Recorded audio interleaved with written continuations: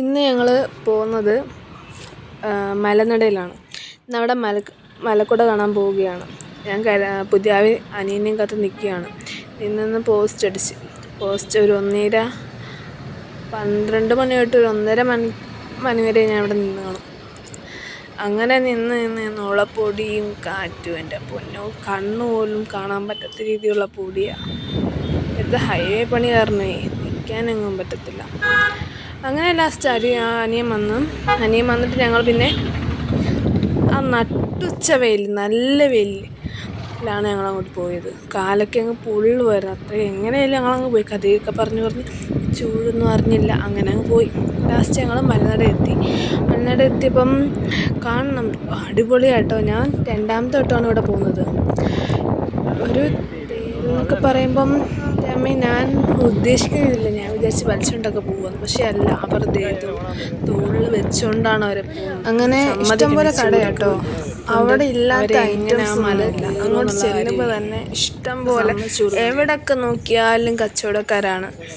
അവരെയും ഈ വെയിലത്തൊക്കെ നിന്ന്, നല്ല വെയിലത്ത് നിന്ന് അത്രയ്ക്ക് ചൂട് സഹിക്കാൻ വയ്യാത്ത ചൂടും. പിന്നെ പാടങ്ങൾ, അടിപൊളി പാടങ്ങളാണ്.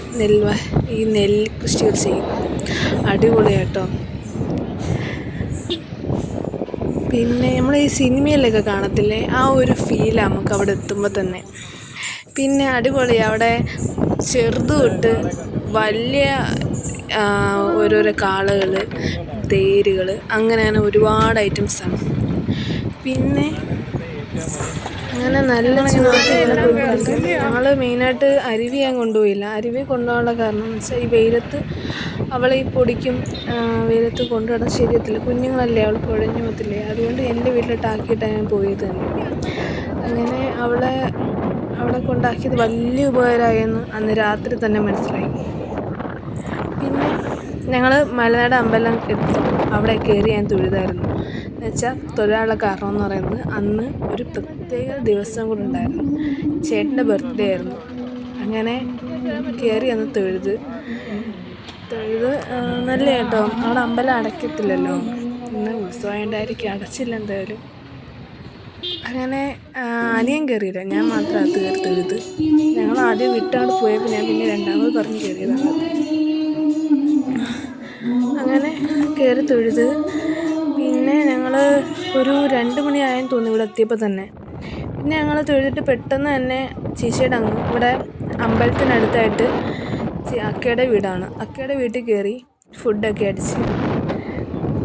അടിച്ചിട്ട് ഞങ്ങൾ പിന്നെ ഒന്ന് റെസ്റ്റ് ചെയ്തിട്ടാണ് ഞങ്ങൾ ഉത്സവത്തിന് പോയത് തന്നെ. ഇവിടെ അങ്ങോട്ടൊന്നും വണ്ടി വിടുന്നതേ ഇല്ല, അത്രയ്ക്ക് ബ്ലോക്കായിരുന്നു.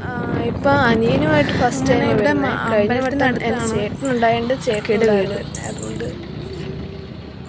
ഒരു ചെറിയൊരു വിഷമം ഉണ്ടായിരുന്നു. ചേട്ടനില്ലല്ലോ എന്നൊരു വിഷമം ഉണ്ടായിരുന്നു. പിന്നെ മോളും ഇല്ലല്ലോ, ആ ഒരു വിഷമം ഉണ്ടായിരുന്നു.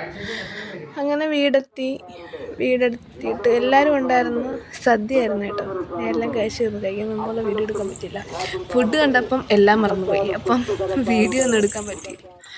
അങ്ങനെ കുറേ നേരം നടന്ന് അവിടുത്തെ അക്കയുടെ എല്ലാ റിലേറ്റീവ്സ് എല്ലാവരും അരുവിയും കാത്ത് വെയിറ്റിങ്ങിലായിരുന്നു. അങ്ങനെ അരുവി വന്നില്ലല്ലോ എന്ന് ആലോചിച്ചപ്പോൾ ആൾക്ക് ഭയങ്കരമായിട്ടൊരു വിഷമം ഉണ്ടായിരുന്നു. അരുവിയെ കാത്ത് രാവിലെ തൊട്ടേ ഒരുങ്ങിയിരിക്കുകയാണ് ആൾ. പക്ഷെ അരുവിയെ ലാസ്റ്റ് കൊണ്ടുവന്നില്ല. ഇത് കണ്ടപ്പോൾ ആൾക്ക് ഭയങ്കരമായിട്ട് വിഷമമായി. പിന്നെ ഞങ്ങൾ ലാസ്റ്റ് ഉത്സവം കണ്ടു. അടിപൊളി ജനങ്ങളെ കണ്ടോ, അവിടെ നിൽക്കാൻ പറ്റാത്ത രീതി. നമ്മൾ നടക്കേണ്ട ആവശ്യമില്ല, നമ്മളിങ്ങനെ നിന്നാൽ മതി. അന്നേരം അവരങ്ങ് കൊണ്ടുപോയിക്കോളും എവിടെയാണെന്ന് വെച്ചാൽ. അങ്ങനെയാണ് അവിടെ, അത്രയ്ക്ക് ജനങ്ങൾ. പിന്നെ എൻ്റെ ഇടയ്ക്ക് അടി ഇഷ്ടം പോലെ നടപ്പുണ്ട്.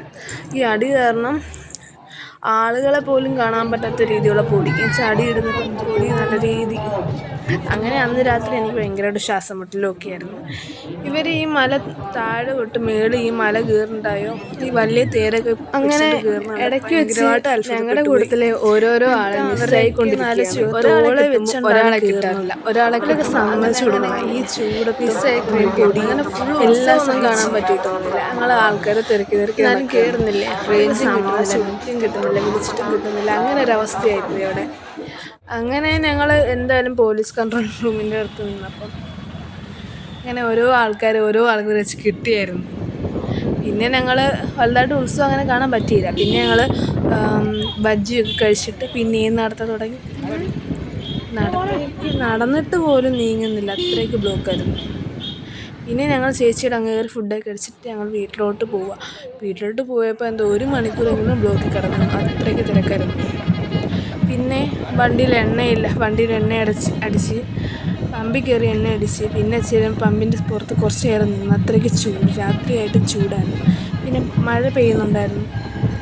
അങ്ങനെ മഴയ്ക്കകത്ത് പെട്ടുപോയില്ല.